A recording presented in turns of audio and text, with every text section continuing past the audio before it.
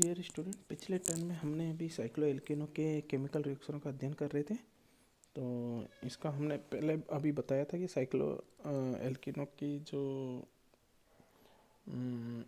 अभिक्रियाएं होती है, जो केमिकल रिएक्शन होती है, मुख्य रूप से कौन सी होती है? योगात्मक तथा ऑक्सीकरण। ठीक है, तो योगात्मक अभिक्रियाओं में हम स्टडी कर रहे थे। तो योगात्मक अभिक्रिया में अगली रिएक्शन है हाइड्रोहेलोजिनेशन। हाइड्रोहेलोजिनेशन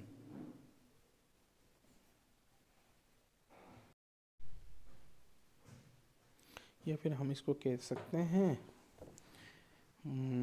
हाइड्रोजन हैलाइड के साथ योग। ठीक है, हाइड्रोहेलोजनीकरण, हाइड्रोजन हैलाइड के साथ योग। तो इनमें क्या होता है बच्चों? साइक्लोएल्कीन हाइड्रोजन हैलाइड जैसे HBr के साथ योग करके हेलो साइक्लोएल्केन बनाती है।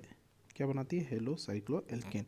तो अभिक्रिया है साइक्लोएक्सिन, HBr के योग के साथ योग किया तो क्या बना? Cyclohexyl bromide. क्या बनता है? Cyclohexyl bromide. यदि हम यहाँ पे मेथिल साइक्लोहेक्सिन ले लें, क्या लिया बच्चों? मेथिल साइक्लो, तो किसका निर्माण होगा? 1 ब्रोमो 1 मेथिल साइक्लोहेक्सिन। तो ये ध्यान रखना है, ये वाली रिएक्शन में क्या होगा? ये अभिक्रिया रेजियो सेलेक्टिविटी होती है। कौन सी होती है? रेजियो, वर्णात्मक। अतः यदि कोई प्रतिस्थापी साइक्लोहेक्सिन लिया जाए तो अभिक्रिया मार्कोनिकॉफ के निम्नानुसार होती है। ठीक है, कौन से नियम के अनुसार होगी? तो ये इंपॉर्टेंट रिएक्शन ये वाली मेथिल साइक्लोहेक्सिन की HBr के साथ अभिक्रिया मार्कोनिकॉफ के निम्नानुसार होती है। अगली अभिक्रिया है जल का योग, या फिर हम कह सकते हैं एडिशन ऑफ वाटर या हाइड्रेशन, जलयोजन। तो जलयोजन की अभिक्रिया भी एल्किनों की भांति साइक्लोएल्किने भी तनु H2SO4 के साथ क्रिया कराने पर जल का योग करके क्या बनाती है? हाइड्रोक्सी यौगिकों का निर्माण करती है। हाइड्रोक्सी, ध्यान रखना बच्चों, साइक्लोहेक्सिन लिया हमने, जल के साथ अभिक्रिया करी, जलयोजन कराया, तो किसकी उपस्थिति में? तनु H2SO4, तो क्या बनता है? साइक्लोहेक्सेनॉल। अगली अभिक्रिया हाइड्रोबोरीकरण, हाइड्रोबोरेशन। साइक्लोएल्किनों की जब हम डाइबोरेन B2H6 के साथ क्रिया करवाते हैं तो उत्पाद को यदि क्षारीय हाइड्रोजन परऑक्साइड H2O2 के साथ अभिक्रिया करवाते हैं तो क्या बनता है? साइक्लोएल्केनॉल का निर्माण होता है। ठीक है बच्चों, जल हाइड्रोबोरेशन में किसका निर्माण होगा? साइक्लोएल्केनॉल का।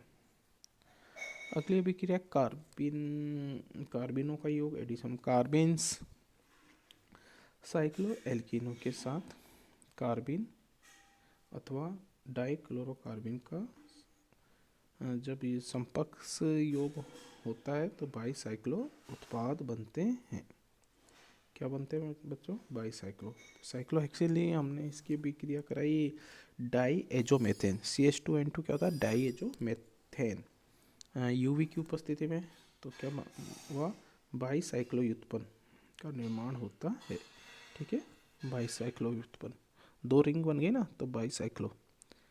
अगली अभिक्रिया है addition of hypohalous acid. Hypohalous acid होते हैं HOCl HOBr।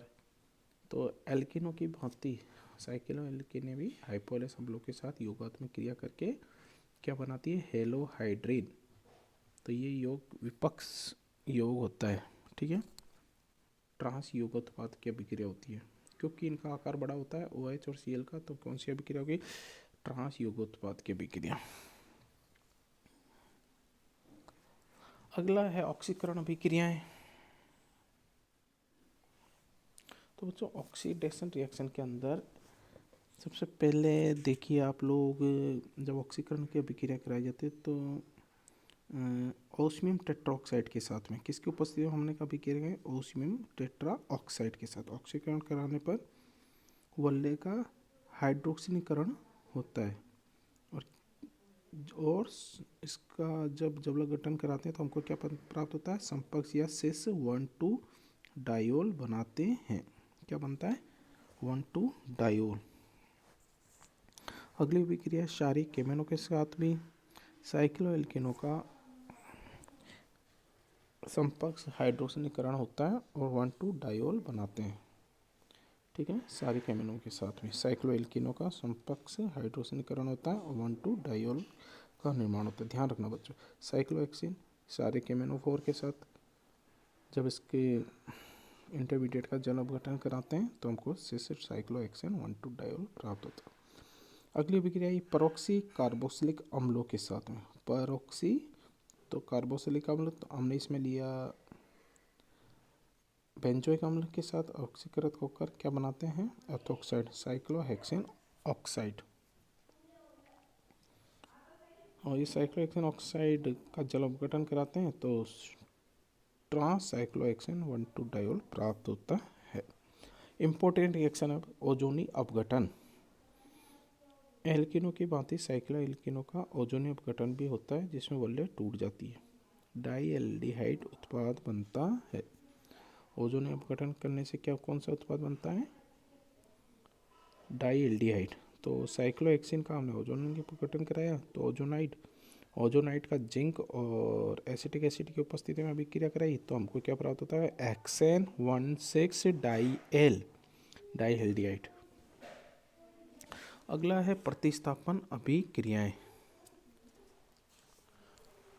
तो पेरोक्साइड की उपस्थिति में अथवा उच्च ताप पर या सूर्य के प्रकाश में यदि साइक्लोएल्किनों की अभिक्रिया कार्बन टेट्राक्लोराइड विलयन में एन ब्रोमोसक्सिनमाइड NBS के साथ क्रिया कराई जाए तो वल्ले की एलिली की स्थिति पर प्रतिस्थापन द्वारा ब्रोमीकरण की अभिक्रिया संपन्न होती है।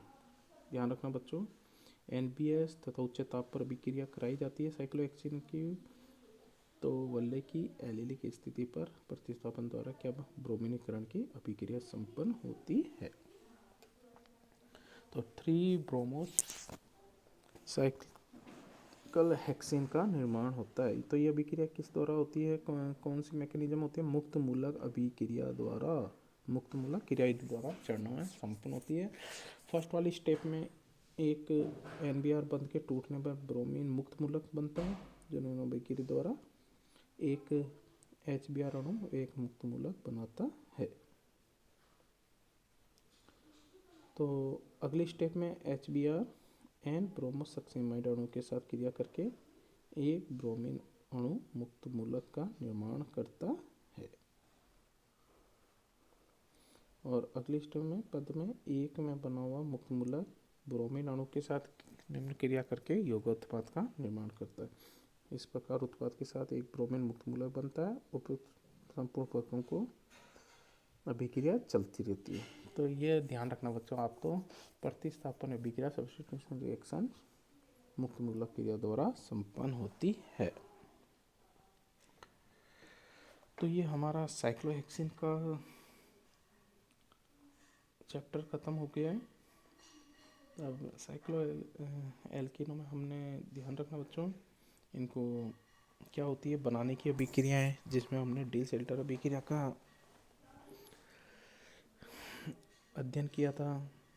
अगली थी साइक्लोएल्किनों के स्वरूपण, कन्फॉर्मेशन और इनके रासायनिक अभिक्रियाएं, जिनमें हमने विशेष तौर पर योगात्मक अभिक्रियाएं और ऑक्सीकरण अभिक्रियाएं, अपघटन, जल अपघटन वाली, और लास्ट में हमने प्रतिस्थापन अभिक्रिया NBS के साथ में इनके स्टडी इसके अंदर की थी।